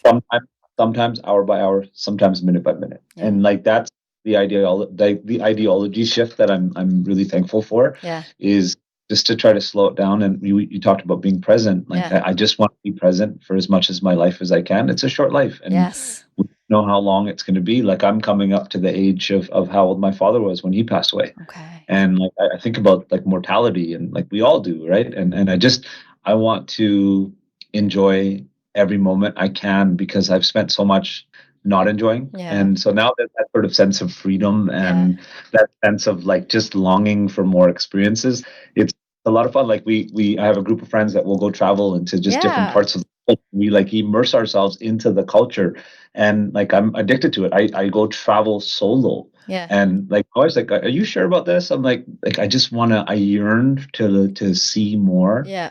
And like that part's exciting. So I just again, it's that second chance ideology again. And I say, like, I want the second half of my life, hopefully a little bit longer, totally to count for myself. Like I don't care about what I take with me. Yeah. I just want like that moment when death knocks on my door, I can go with a smile, and anyone that I've loved in my life will be like, he loved us. Yeah. You know? Yeah, I totally do. I also want to point out as someone who's a couple years in the 40s, welcome to the club. It's fantastic. And B, it took me to get to my 40s to start talk about what you're saying. And I call it the second act. Like it's kind of like this gauge, hopefully I always say I want to go out like Betty White and live till 99. But, 40 sometimes feels like that halfway mark for some of us. At least that's how society has sort of built that for us. And so it is a really good checkpoint in life, and to be like, okay, what do I want to do different? And sometimes, people have a way of saying, oh, he went and bought the fancy car, he's having a midlife crisis. And I'm like, no, this is the time to do it now. Like go do the things that, we were so scared to, afraid to, or, working so hard for. And yeah, like you said, this is the time. So that was one of my questions. And maybe you want to add to it, I don't know, which was, what would you like to be known or remembered for? Honestly, I don't want to be remembered. Oh, that's interesting. I was not expecting that. way to throw me off. What do you mean by that? What do you mean by that? I just want to, like, I spent so much of my life trying to like cultivate a persona. Yeah.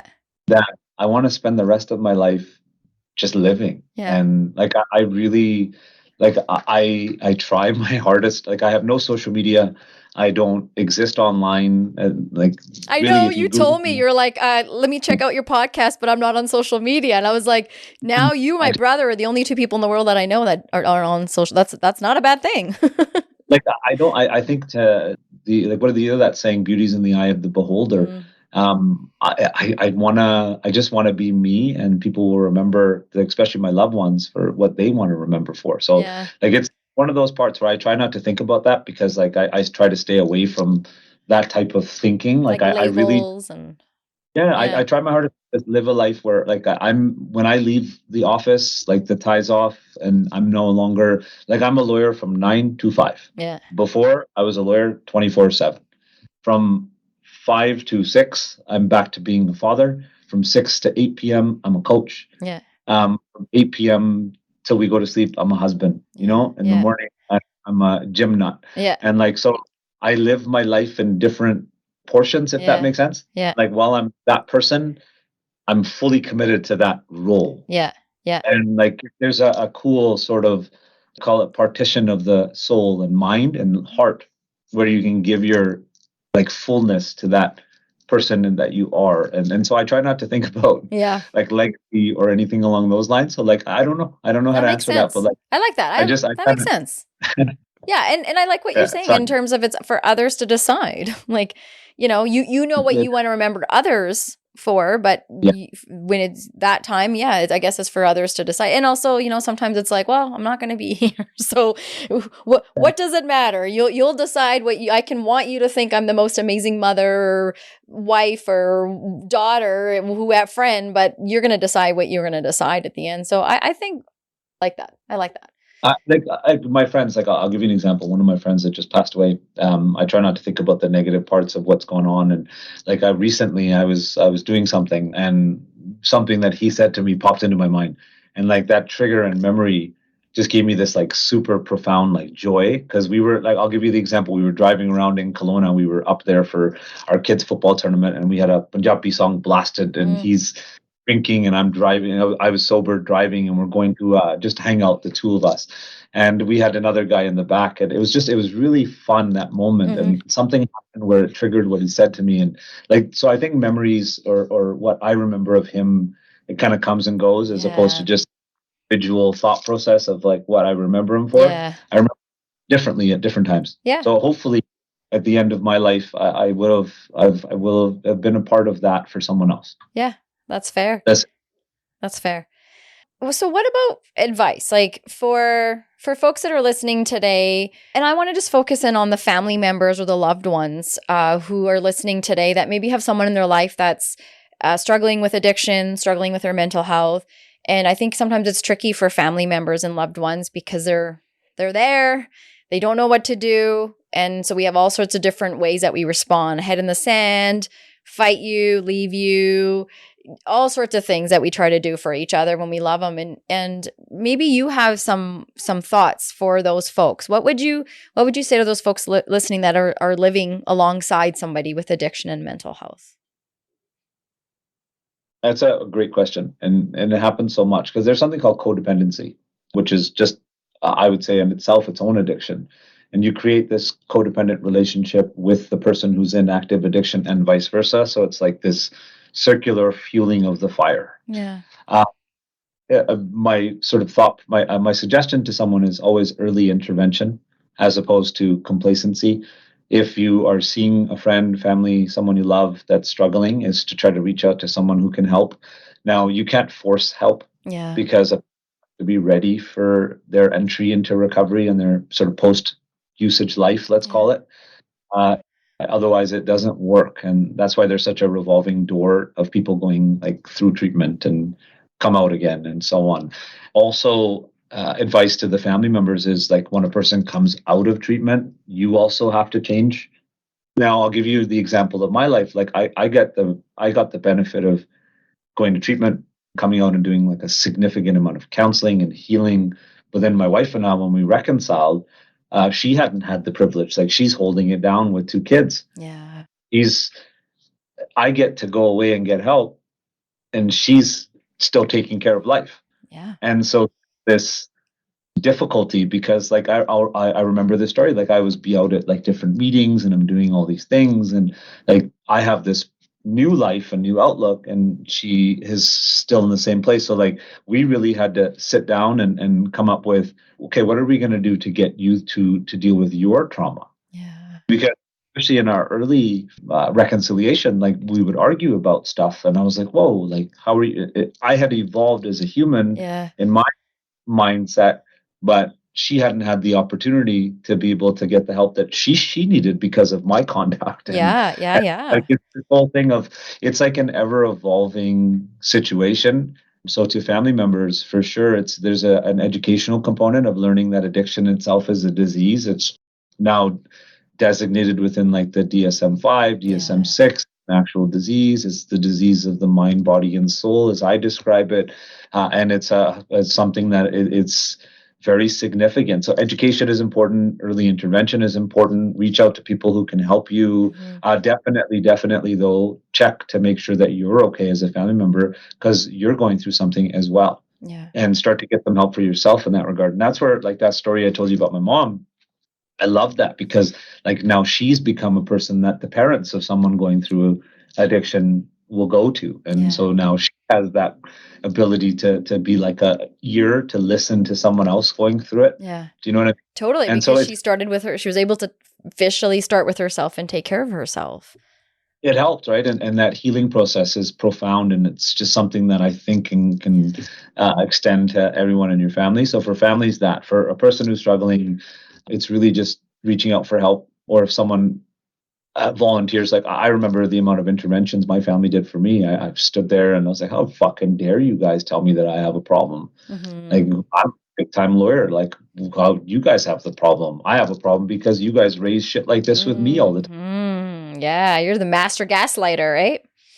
Massive, like the manipulation and that sort of emotional turning around of things was like second nature, right? So you create conflict so that people are looking elsewhere instead of at you. And so it was just that part of it. It's just perhaps recognizing. I say to people, and there's a simple test in my mind that I ask my sponsees, like, hey, have you ever tried to stop drinking or using? Did you go back? Answer is usually yes. How many times have you tried to quit? How many times have you gone back? Every time. Have you ever tried to change your drinking and using patterns from going from, like, as the example I gave you before, hard liquor to wine and wine to beer? And like, have you gone back to it? And like, we start to break down the questions to try to see if there's characteristics of in this context of alcoholism. You start to see like the light turn on in certain people's eyes. It's just if you can, just reach out for help and listen and be approachable, and just look for sort of telltale signs of perhaps what could be alcoholism and so on. And to family members, I one more thing I'll add is try not to label the individual because I can't tell you you're an alcoholic. Yes. I can tell you, but I can't make you believe you're an alcoholic. Bingo. You have to believe that internally. And so there's this whole, I think, notion of that is like this walking on eggshells type thing. External assistance is super important, and that could be helpful. Right. And I tell everyone who's listening, or anyone that is, just hold on, because like change is possible. I promise that. And if you do it, there's people out there that will help you. I promise there's like millions of us in the program. I'm just but one of them. And I can tell you, like, the people that I've met that are here are willing to help. And like the program in Vancouver, I know the programs across Canada, across the world. I've been to meetings in South America. I've been to meetings in Mexico. I've gone everywhere I go to a meeting, and you get a chance to meet people. There's millions and millions of people in recovery that are willing to help you. That's amazing. Okay, what about for like advice or like thoughts about, we've talked a little bit about in our community, we're good at celebrating. And in general, whether we're South Asian or not, we all love to celebrate. And you yourself had mentioned you have a really big household wedding coming up. And so I'm really curious about how do you work through, or how did you work through that thing that you get so tricked by when there is a family wedding and you have a full week of partying, celebrating. And when you don't have that drink, someone's like, come on, man, take the drink, take the drink, take the drink. Maybe you shouldn't even be there, but if you don't show up, that's going to cause drama, because how dare, Sumit didn't show up to this. He's not supportive. Like we hear that a lot, and we see that, and people feel like they almost had no choice but to show up at that event that then caused a relapse. And I know we're all responsible for ourselves in the end, but like, what have you experienced that, or maybe you can speak a little bit to what that is like, and maybe some thoughts about how people can work through that, or what could be helpful, if anything? So I'm kind of an asshole, and so I'm kind of an asshole like that. And so I enjoy like the other person's face when I tell them I'm a drug addict in recovery, or like an alcoholic. You like that shock value? Oh, like super shock, right? And so at the beginning, I wasn't like that, and this has evolved over time, and like I get a kick out of it, especially when someone asks me if I want a drink or if I want something. But initially, I would avoid going to these types of places, and that was something that I worked through with my counselors. Don't go where the alcohol is, especially at the beginning. But then I started to miss out on events and things like that. So I'd say for about a year post-recovery, I was very, let's call it strategic about where I went, because I didn't want to go somewhere where there was a risk of relapse. So I very much stayed away from it. As I started to get more involved and more confident in my recovery, I would go to events, but I would take someone with me, like my wife. And so she knows. And then over time now, and I started to get loud and proud about my recovery pretty early on. And once I did, people, like, I told my story on the news, and this not-for-profit stuff, and we do a lot of work within the community. So people know that I'm in recovery. Yeah. And so if someone asks me, and I had this recently where an uncle's like, Lala, have one now. Like, you've so much time has passed. You're recovered. You're fine, yeah. You're fine now. It happened. Stop the shit now and just drink. I started laughing, and I broke it down to the uncle. Uncle, you know what happens? Like, let's play this forward. Yes. I'll have one drink with you. I'll probably be okay today. Next time I'll have 2, then I'll have 3, then I'll have 10. And then when I have 10, I'm going to go get cocaine, Uncle D. And you know what cocaine looks like? I go, it's that white powder stuff. And I'm going to be in the washroom, and I'm going to be snorting it. And then I'm going to disappear for 4 or 5 days. And Uncle, now the cocaine has fentanyl in it, and I'm probably going to die. And then my wife's going to come to you and say, remember, you made him have a drink. And like, their face goes white, right? Yeah. And it's like super interesting to watch. Like, I will literally play it all the way forward to them, because I have to do that for myself to remind myself that for me, it's just like having an allergy. I can't, like, some people have a shellfish allergy. I'm anaphylactic to all nuts, so I hear you. You can't have nuts. Yeah. I can't drink alcohol. Yeah. It's that simple. So when I'm feeling kinder about explaining it to someone as to why I can't, I use the allergy and say I'm actually allergic to alcohol. I can't drink. Yeah. It's just an easier explanation. Yeah. But when I feel like talking with people, I go all the way in and like just break it down to them. Yeah. Yeah. And usually, like, this uncle just like, do shut up, and they just walk away. Yeah. And talk to me. They're lots of fun. So like I enjoy that part.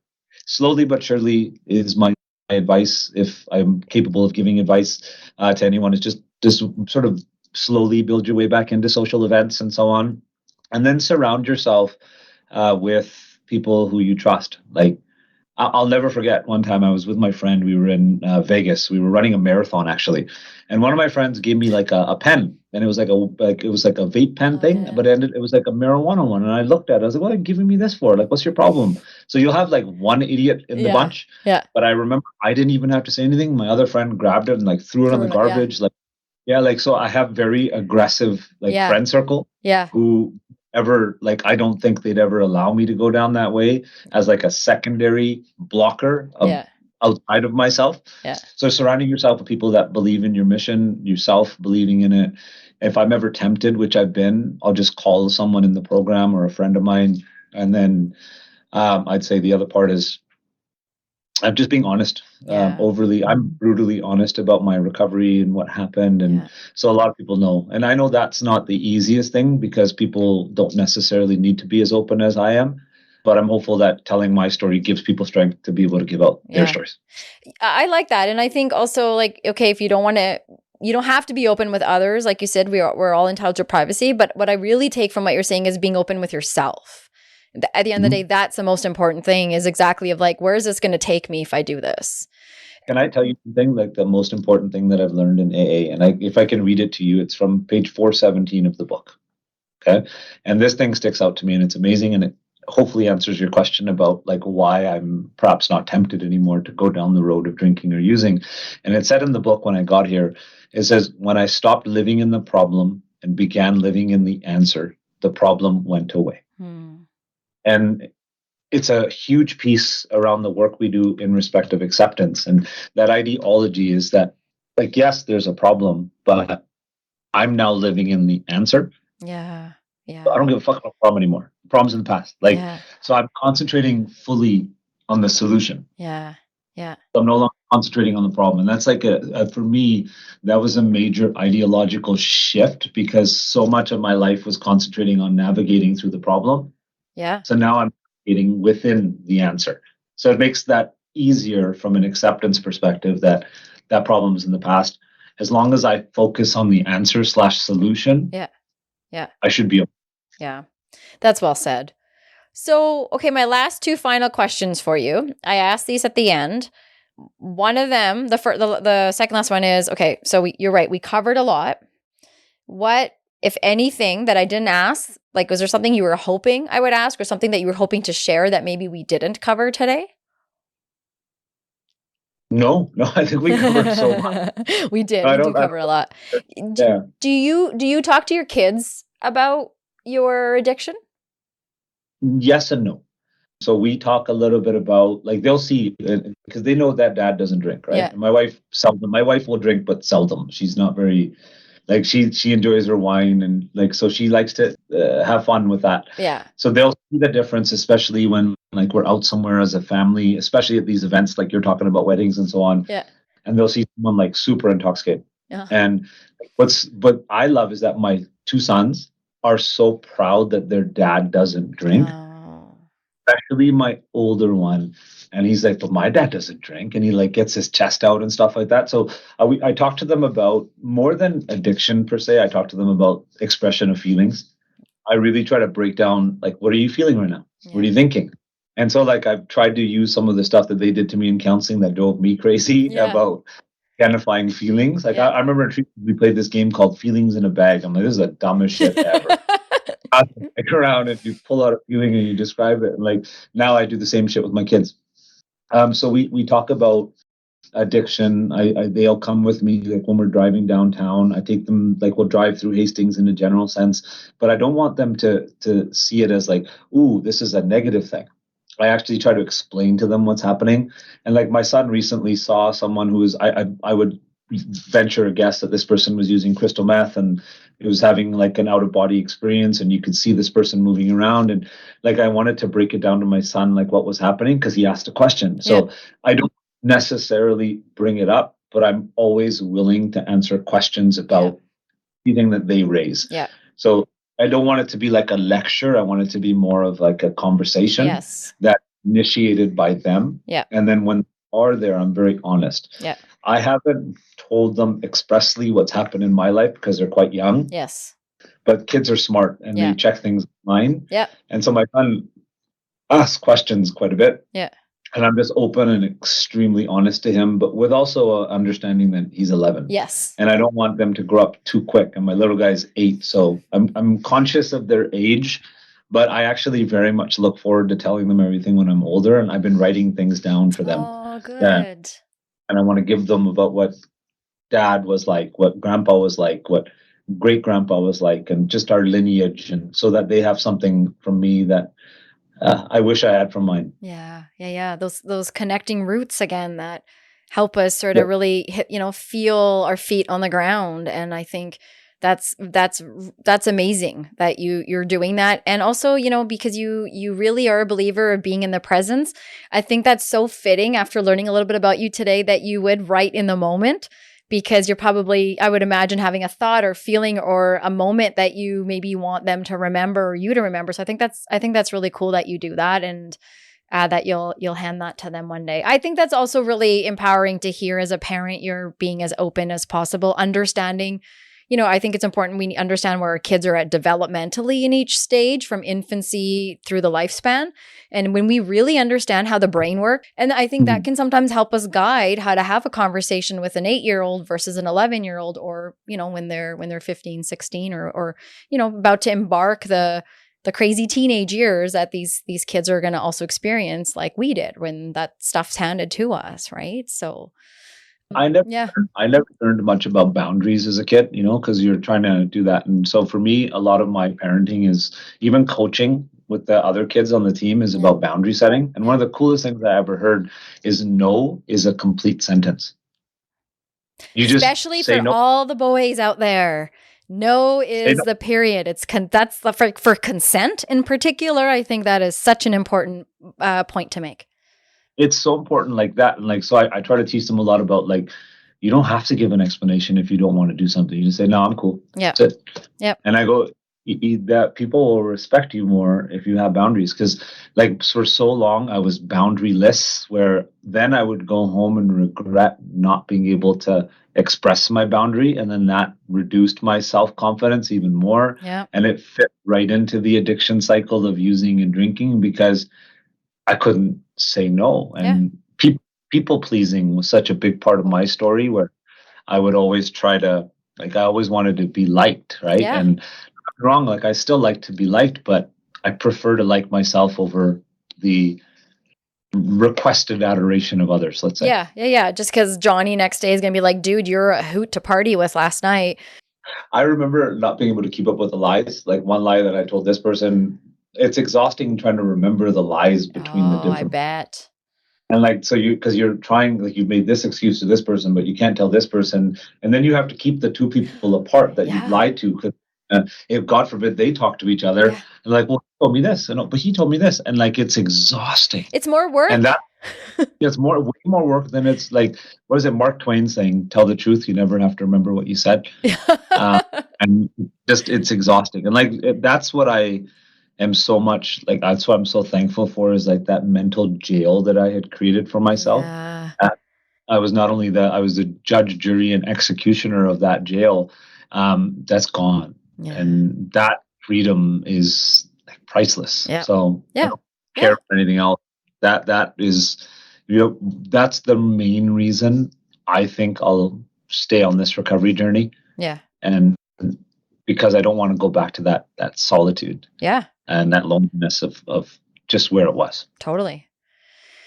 Okay, my last question is for everyone listening today. If they were going to take one thing from our conversation, and there's so many things to take, what would you hope that one thing would be? You're not alone. Mm-hmm. That's simple. Yeah. Hopefully, you're not alone. I felt alone most of my life. I was wrong. And once I realized that I'm not alone, everything changed. Well said. Very well said.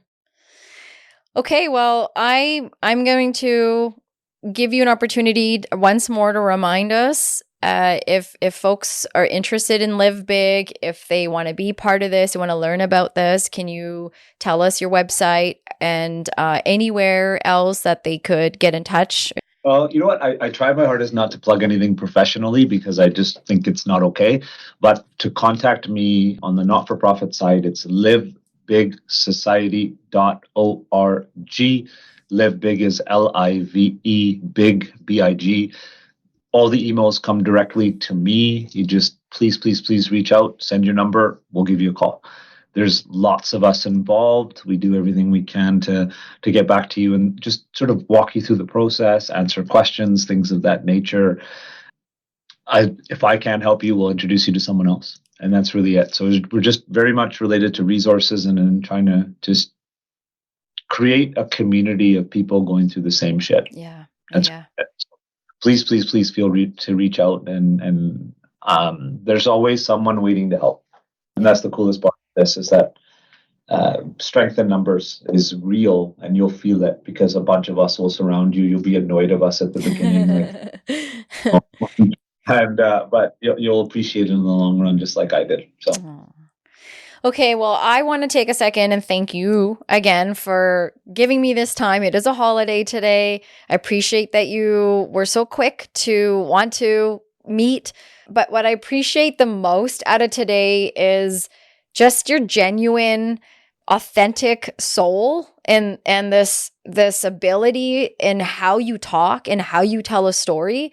It is far more, I feel, impactful than Googling what does it mean to be an addict or what does it mean to do this. Like, to hear someone's story, I think resonates on so many levels. And for you to want to come on and talk about it, it means a world to me. And I know I'm going to get a lot of feedback from folks that are going to be listening too. And I'll keep you in touch with, with what they say as well. But honestly, just from the bottom of my heart, thank you so much for being part of the recovery journey. I'm really glad that you stayed alive that day. Thank you. I appreciate it. And appreciate you doing this because this gives people a voice. So amazing to be part of this. Thank you. Yeah, thanks. And for everyone listening, we always say these conversations are door openers. So if there's anything about today that is on your mind that you want to know about, someone's already told you where you can reach him, where you can reach us.